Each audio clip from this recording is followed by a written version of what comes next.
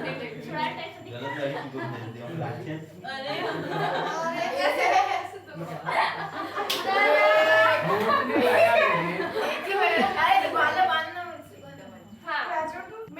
भाइयों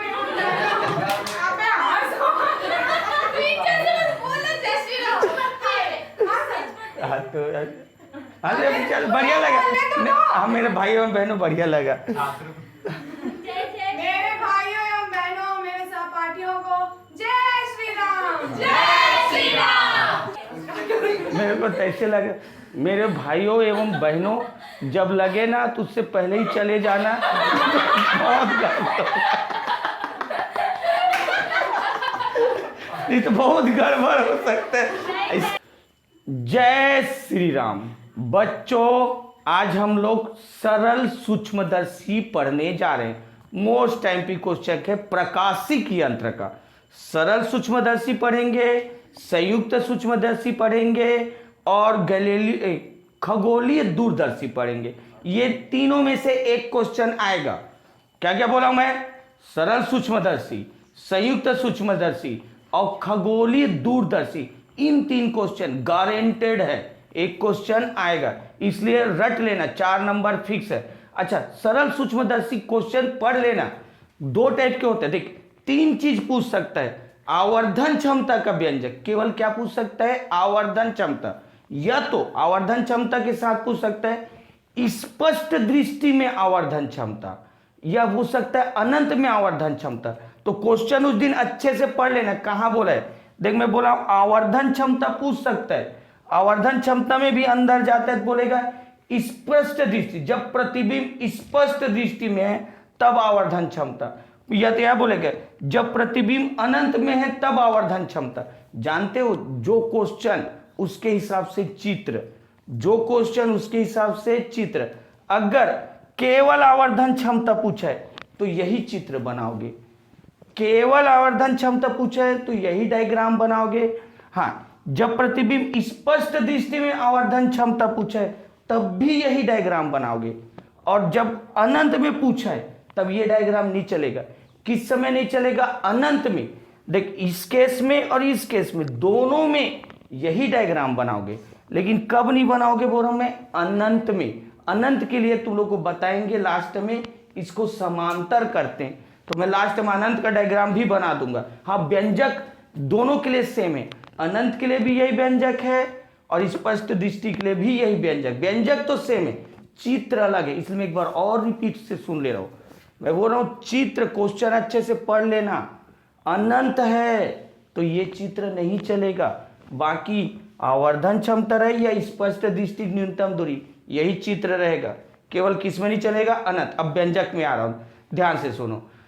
पर हम लोग सरल सूक्ष्मदर्शी, तुम लोग जानते हो मैग्नीफाइंग ग्लास बोलते, जो रीडिंग लेंस, कोई बोलता है रीडिंग लेंस, कोई मैग्नीफाइंग ग्लास। और बचपन में तुम बहुत खेले थे, वो आग जलाते थे सूर्य प्रकाश में, उत्तल लेंस लेके क्या जलाते थे? आग।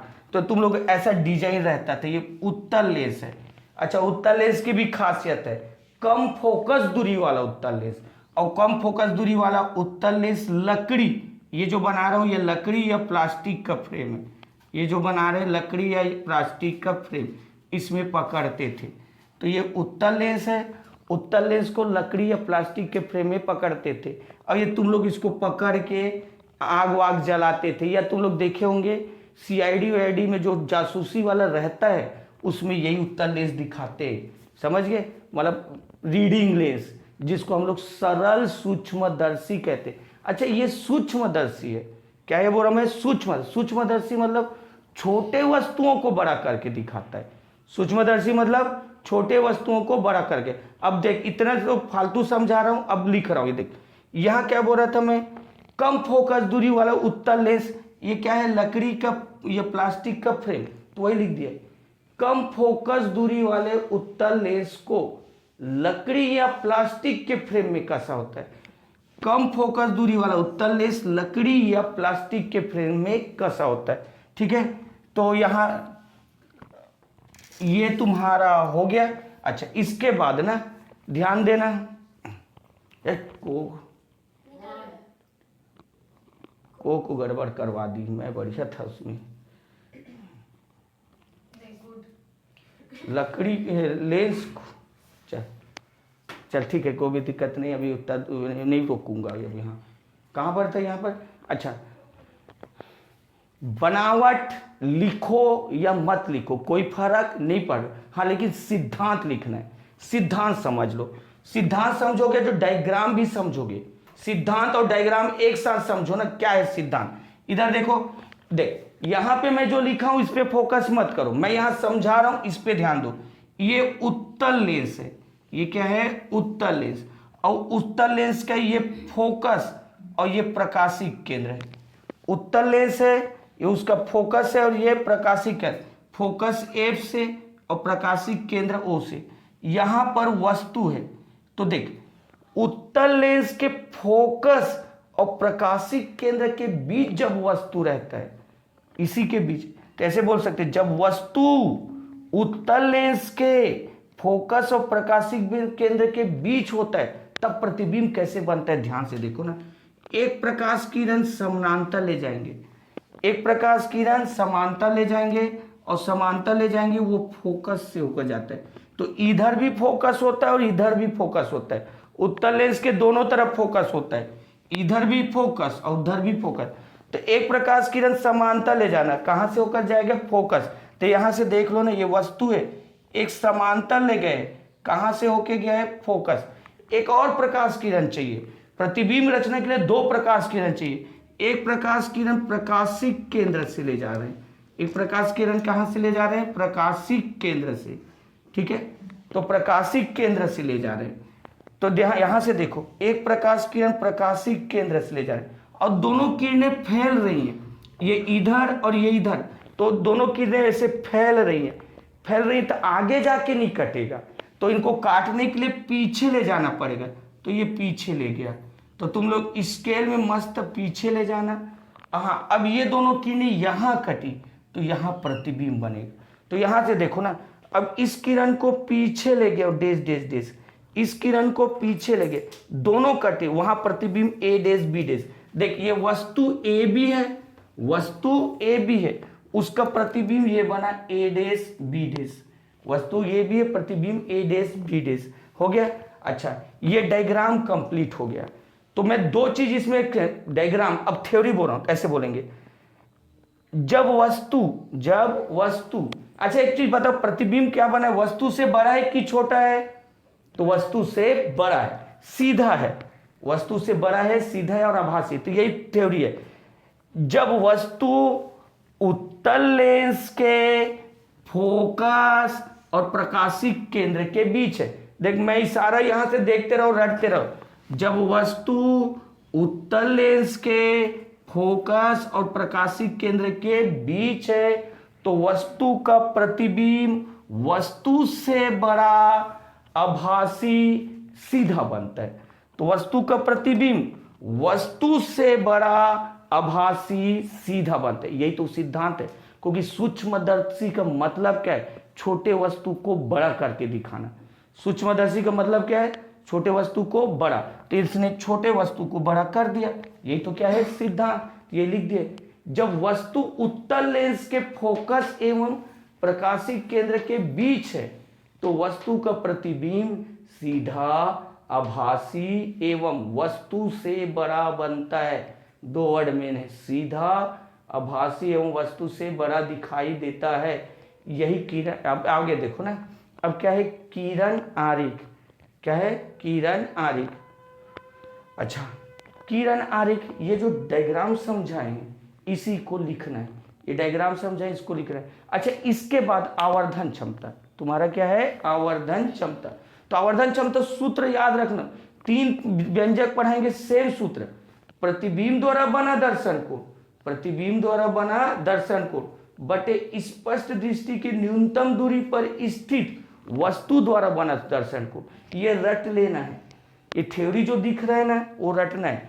प्रतिबिंब द्वारा बना दर्शन कोण बटे स्पष्ट दृष्टि की न्यूनतम दूरी पर स्थित वस्तु द्वारा बना दर्शन कोण। अच्छा, ये स्पष्ट दृष्टि क्या है, जानते हो तुम लोग, 25 सेंटीमीटर, कितना है, 25 सेंटीमीटर, उसको स्पष्ट दृष्टि कहते हैं। देख यहां पर जो भी लिखा रहेगा ना, जैसे पेन में लिखा रहता है 25 सेंटीमीटर में है तो स्पष्ट देखोगे, अगर उसको नजदीक ले आओ तो उसको देख नहीं पाओगे। तो स्पष्ट दृष्टि की न्यूनतम दूरी किसको बोला जाता है? 25 सेंटीमीटर। तो ये तुम्हारा थ्योरी लिखना है। आवर्धन क्षमता को एम से दर्शाते हैं, आवर्धन क्षमता को एम से, प्रतिबिंब द्वारा बना दर्शन कोण को बीटा से, और ये स्पष्ट दृष्टि का अल्फा, ये अल्फा से। एक सिंपल याद रखना, एम बराबर बीटा बाई अल्फा, और एक थ्योरी लिखना, कोण बराबर बहुत छोटा है तो बीटा बराबर टेन बीटा, अल्फा बराबर टेन अल्फा रखना है। बीटा के जगह टेन बीटा, अल्फा के जगह टेन अल्फा। जानते हो ये वाला यहां से यहां तक पूरा रट्टा हर व्यंजक में ये चालू होगा। आवर्धन क्षमता, फिर एम बराबर बीटा बाई अल्फा, कोण बहुत छोटा है तो बीटा की जगह टेन बीटा, अल्फा की जगह टेन अल्फा। ये जो बीटा है उसके जगह टेन बीटा लिख दिए, ये जो अल्फा है वो टेन अल्फा लिख दिए। समीकरण 1 ये हर व्यंजक में होगा, तो इसको रट लो, इसका टेंशन नहीं है, ठीक है। अच्छा अब तुमको क्या करना है, चित्र से टेन बीटा निकालना है और टेन अल्फा निकालना है। चित्र से टेन बीटा और टेन अल्फा और यहां मान रख देना है। एक बार और बोल रहा हूं, चित्र से क्या निकालोगे? टेन बीटा और टेन अल्फा और यहां मान रख देना। अच्छा अब चित्र इधर देखो क्या लिखा है? प्रतिबिंब द्वारा बना दर्शन कोण। तो प्रतिबिंब ए डैश बी डैश है, ये तो वस्तु है, ए बी क्या है? वस्तु। ये प्रतिबिंब ए डैश बी डैश है और ये कोण कितना बना रहा है? बीटा। तो यही है प्रतिबिंब द्वारा बना दर्शन कोण। तो इसमें देखो बीटा से दो त्रिभुज बन रहे हैं, एक त्रिभुज बन रहा है ए बी ओ, एक त्रिभुज कौन बन रहा है? ए बी ओ, एक और बन रहा है ए डैश बी डैश ओ। यहां दो त्रिभुज बन रहे हैं। तो याद रखना हमेशा बीटा के लिए दो त्रिभुज बनेंगे, हमेशा छोटा त्रिभुज। किसको लेना है? हमेशा छोटा त्रिभुज। तो कौन सा त्रिभुज के लेना है? A B O. एक बार और बोल रहा हूं, बीटा के लिए हमेशा छोटा त्रिभुज। और कौन सा त्रिभुज का नाम है? A B O. यहां तो हम लोग यहां लिख दिए त्रिभुज, यहां लिख रहा हूं, ध्यान देना, त्रिभुज ए बी ओ में टेन बीटा। क्या निकालना है? Tan beta. इस त्रिभुज में देखो ना, त्रिभुज ए बी ओ में टेन बीटा और टेन लंब बटे आधार। टेन क्या होता है? लंब बटे आधार। और लंब बटे आधार नहीं जानते तो इधर सुन लो, एक खड़े लाइन, दिस इज ए सूते लाइन। तो खड़े बटे सूते, छत्तीसगढ़ी में क्या बोलते हैं? खड़े बटे सूते। तो खड़े लाइन ढूंढो और सूते लाइन ढूंढो। तो इस त्रिभुज में देख, खड़े लाइन ए बी है और सूते लाइन ओ बी है। खड़े लाइन ए बी है और सूते लाइन ओ बी है। तो टेन बीटा तुम्हारा हो गया ए बी बटे ओ बी। अब टेन बीटा निकल गया, अब मुझे टेन अल्फा निकालना है। क्या निकालना है बोल रहा हूं मैं? Tan alpha. अच्छा मैं बोल रहा हूं नीचे यहां लिखा है स्पष्ट दृष्टि के न्यूनतम दूरी पर स्थित वस्तु द्वारा बना दर्शन कोण। तो ये देख वस्तु है। अब एक और डायग्राम बनाए ना, यही चित्र में बना सकता था लेकिन चित्र बहुत कॉम्प्लिकेट हो जाता, इसलिए टेन अल्फा के लिए अलग से यहां क्या बोला है? स्पष्ट दृष्टि के न्यूनतम दूरी पर स्थित वस्तु द्वारा बना दर्शन कोण। तो ये है स्पष्ट दृष्टि। यहां से यहां तक क्या लिए? स्पष्ट दृष्टि। और उसको किससे दर्शाते हैं? डी। तो स्पष्ट दृष्टि में ये वस्तु है और ये वस्तु यहां पर कितना कोण बना रहे? अल्फा। एक बार और सुनो, यहां से यहां तक का दूरी क्या है? स्पष्ट दृष्टि। और स्पष्ट दृष्टि वाला दूरी को किससे नोट करते हैं? डी से। यहां पर क्या है? वस्तु। और वस्तु यहां क्या बना रहे? कोण बना रहे। वो कोण को क्या है? अल्फा। तो यहां डायग्राम बनाए ना, अब यहीं पर बोलेंगे टेन अल्फा। यहां पर क्या बोल रहे हैं हम लोग? Tan alpha. अच्छा इधर देख लो, टेन, ये मैं अभी बोला हूं ना, टेन अल्फा क्या होता है? खड़े बट्टे सूते। दिस इज ए खड़े, दिस इज ए सूते। तो खड़े कौन हुआ? A B. खड़े कौन हुआ? A B. और सूते बट ये डी हुआ। सूते के जगह क्या रखे? डी। ये वाला दूरी कितना है? डी। लेंस के इस साइड है इसलिए माइनस डी। लेंस के इस साइड है इसलिए माइनस। तुमको मालूम होगा लेंस के इधर रहता है वो सारे दूरी को माइनस में नोट करते हैं। तो लेंस के इधर इसलिए माइनस डी।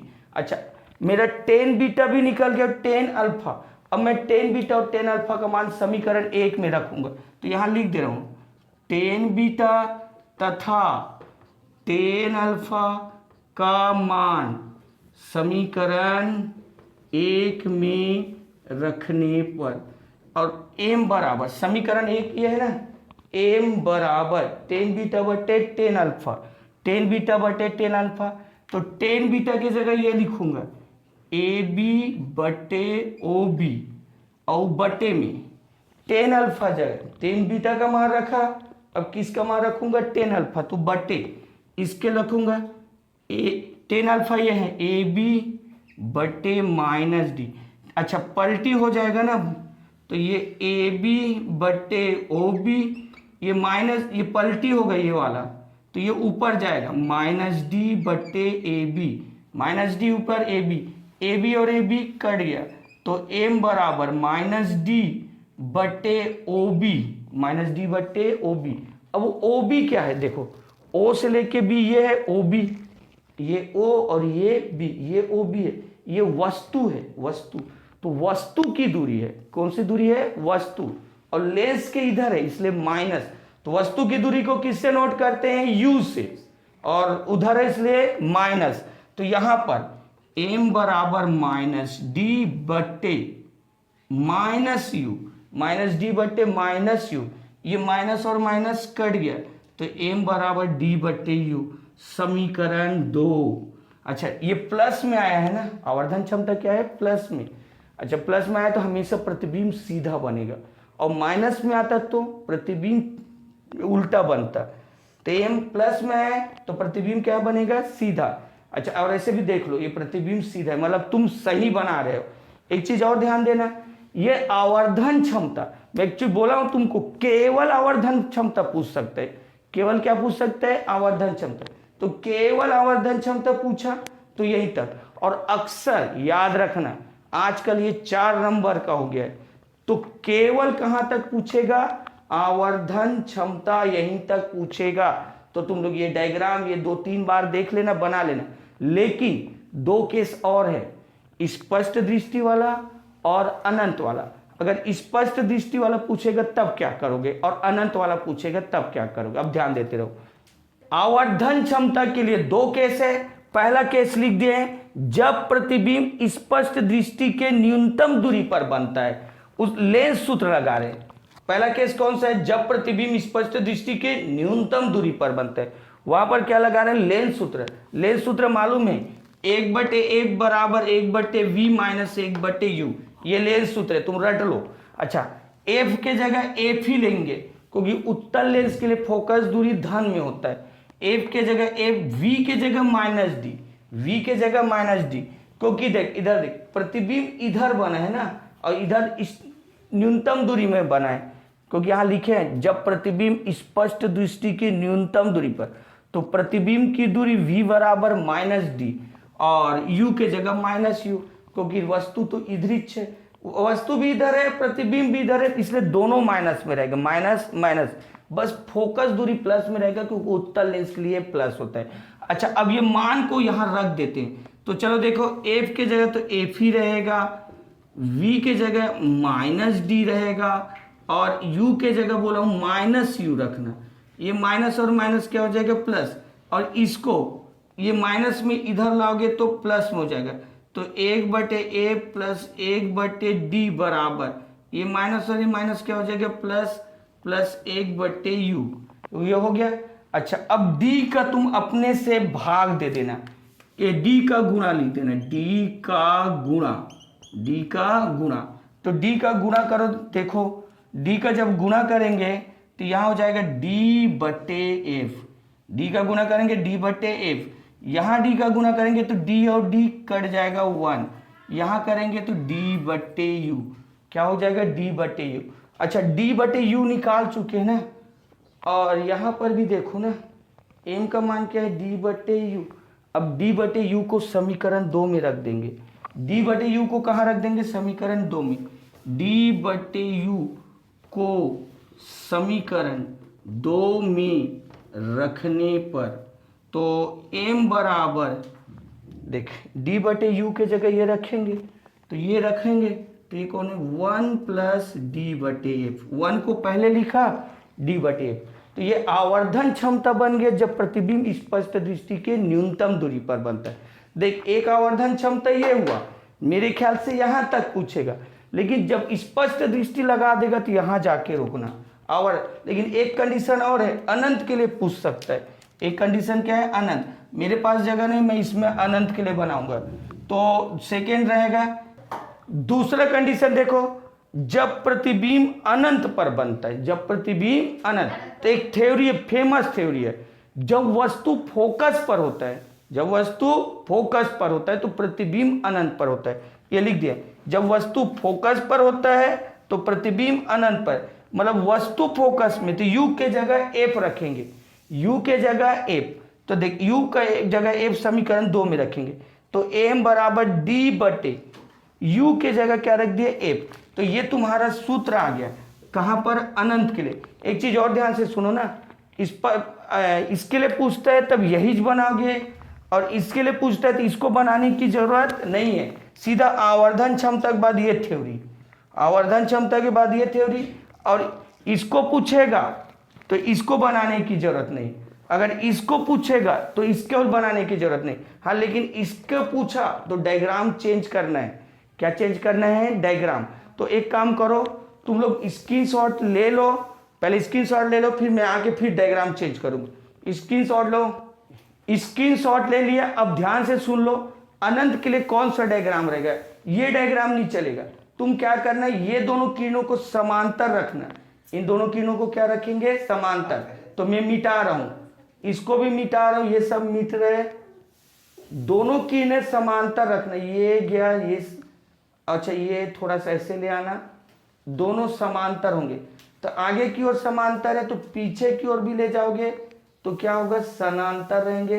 तो कहाँ कटेंगे, अनंत में। कहाँ कटेंगे, अनंत। अच्छा, और बाकी कोई दिक्कत नहीं है ना, क्योंकि हम लोग 10 बीटा निकालते तो ये त्रिभुज की जरूरत पड़ती है, 10 बीटा ए बी ओ है ना, इसलिए डायग्राम से कोई फर्क नहीं पड़ेगा व्यंजक में। तो ये अनंत के लिए ये डायग्राम बनाना, ठीक है। अनंत के लिए वाले भी स्क्रीनशॉट ले लो।